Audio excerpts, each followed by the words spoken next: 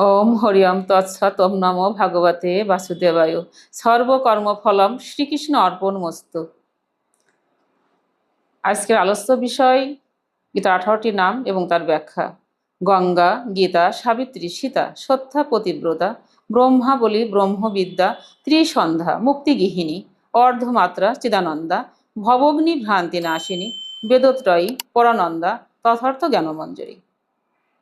এই 18টি নামের সারমর্ম কথা। গঙ্গা পাপ নাশিনী। যদি কোনো ব্যক্তি একনিষ্ঠা ভক্তিতে গঙ্গা স্নান করে তাহলে তৎক্ষণাৎ তার পাপ নাশ হয়ে যায়।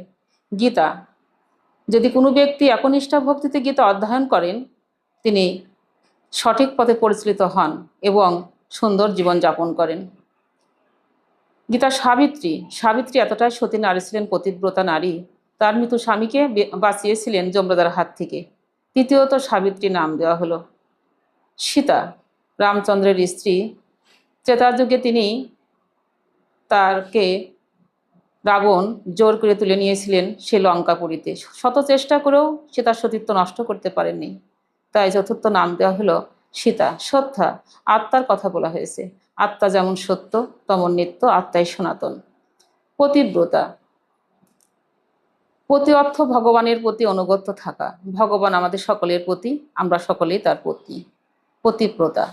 ব্রহ্মাবলী, ব্রহ্মা থেকে যে নির্গত শক্তি আমরা পাই তাকে বলা হয়েছে ব্রহ্মাবলী। ব্রহ্মবিদ্যা, তার অনুরূপকে বলা হয়েছে ব্রহ্মবিদ্যা। ত্রিসন্ধ্যা, তিন জগতের কথা, ইহকাল, পরকাল, বর্তমানকাল, তিনটে কালের সমষ্টিকে বলা হয়েছে ত্রিসন্ধ্যা। মুক্তিগৃহিণী, একমাত্র মুক্তি পাওয়া সম্ভব সঠিকভাবে গীতা অধ্যয়ন করে, মুক্তি পাওয়া সম্ভব। মুক্তিগৃহিণী। অর্ধমাত্রা, ভগবান শ্রীকৃষ্ণ অর্জুনকে বললেন, হে অর্জুন, গীতা আমার অর্ধ, গীতাকে অধ্যয়ন করে আমি ত্রিজগৎ পালন করি। অর্ধমাত্রা। চিদানন্দা, চিৎ জগতের জানন্দ, সেটাই চিদানন্দা।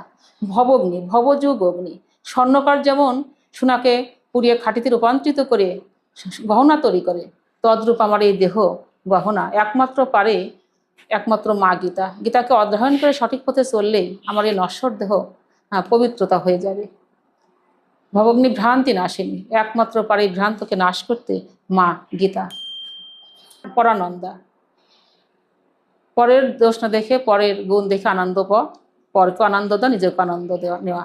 পরানন্দা। বেদত্রয়ী, বেদকে 4 ভাগে ভাগ করা হলো, একটি নাম হলো বেদত্রয়ী। তথার্থ জ্ঞানমঞ্জুরি, তথা গীতা হলো জ্ঞান, তার আধার হলো বিজ্ঞান, একে জ্ঞান মঞ্জুরি বলা হয়েছে। 18টি নাম প্রতিদিন যদি শ্রবণ করা যায় তার সমস্ত পাপ বিনাশ হয়ে যায় এবং তাকে উপলক্ষ করে সেই দিকে